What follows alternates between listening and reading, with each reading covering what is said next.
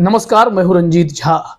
जनप्रतिनिधियों की सांसदीय और विधायकी छीन लेने को बेताब निचली अदालतों के जजों को संभल जाने की अब जरूरत है, क्योंकि यह खबर उन्हें आईना दिखाने जा रही है। अभी हाल ही में राहुल गांधी की सांसदी छीन ली गई, इससे पहले कई विधायकों की विधायकी छीन ली गई, लेकिन आज एक ऐसी खबर आई है जिसके बाद निचली अदालतों के द्वारा दिए गए फैसलों पर गंभीर सवाल खड़े होने लगे हैं। आज एक बड़ी खबर सामने आई, जिस केस में आजम खान की विधायकी छीन ली गई, उन्हें 3 साल की सजा सुना दी गई। आज उसी केस में फैसला यह हुआ कि आजम खान बाइज्जत बरी हो गए। मामला हेट स्पीच से जुड़ा हुआ था और इसमें निचली अदालत ने उन्हें 3 साल की सजा सुना दी, मजिस्ट्रेट की अदालत ने। उसके बाद जब यह विशेष न्यायाधीश एमपी एमएलए कोर्ट में मामला पहुंचा, तो उस वक्त सुनवाई के बाद यह पता चला कि निचली अदालत का फैसला सरासर गलत था और फिर जज साहब ने आजम खान को बाइज्जत बरी कर दिया और कहा कि जो निचली अदालत ने फैसला लिया था 3 साल की सजा देने का, वो भी हेट स्पीच के केस में, वो सरासर गलत है और उनके फैसले को खारिज किया जाता है। निचली अदालत के फैसले को पलट दिया गया और फिर आजम खान बरी हो गए।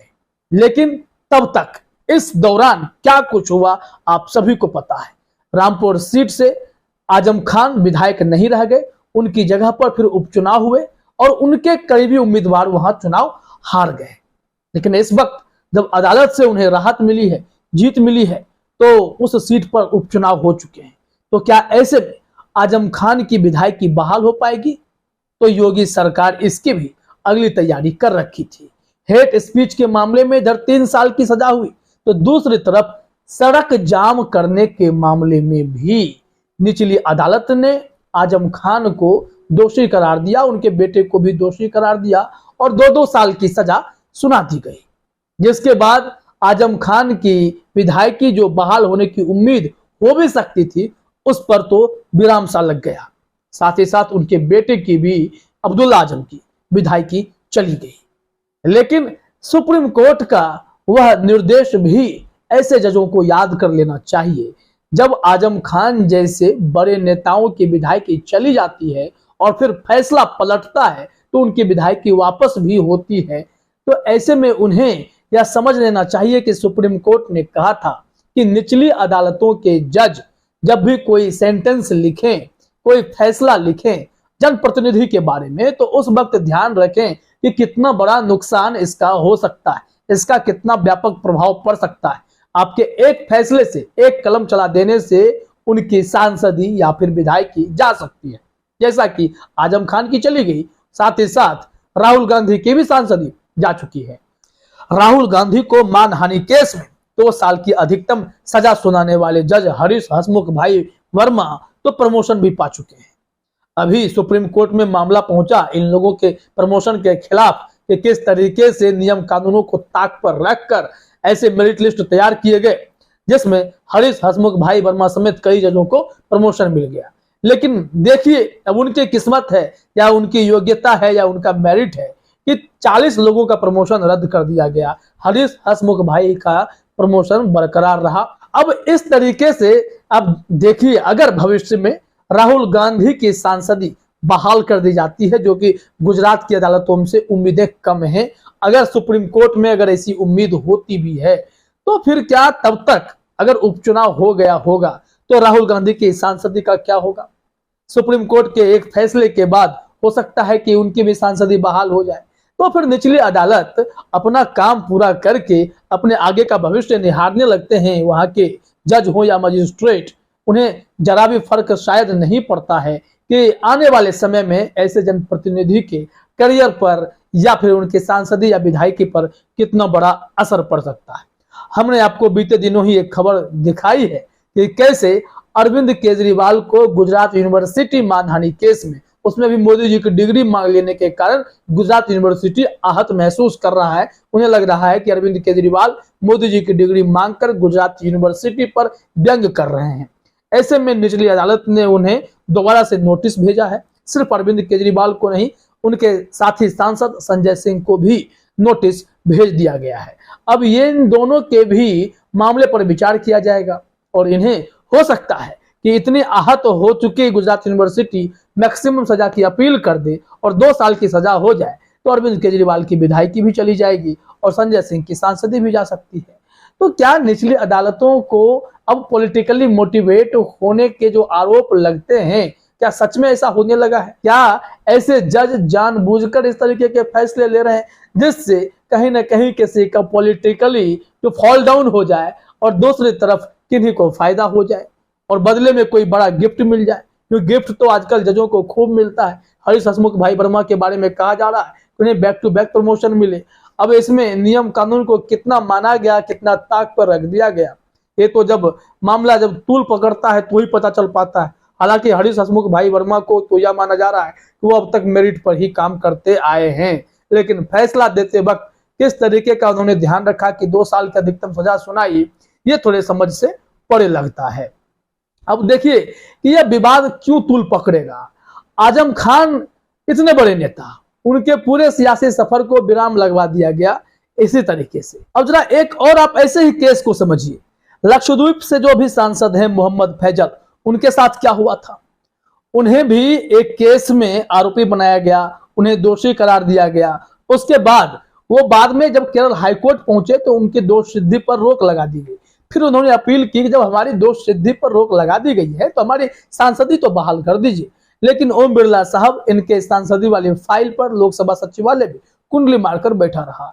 जब ये सुप्रीम कोर्ट का दरवाजा खटखटाने के लिए आगे बढ़े, फिर जाकर आनन फानन में यहाँ लोकसभा से एक नोटिफिकेशन जारी हुआ और इनकी सांसदी बहाल कर दी गई।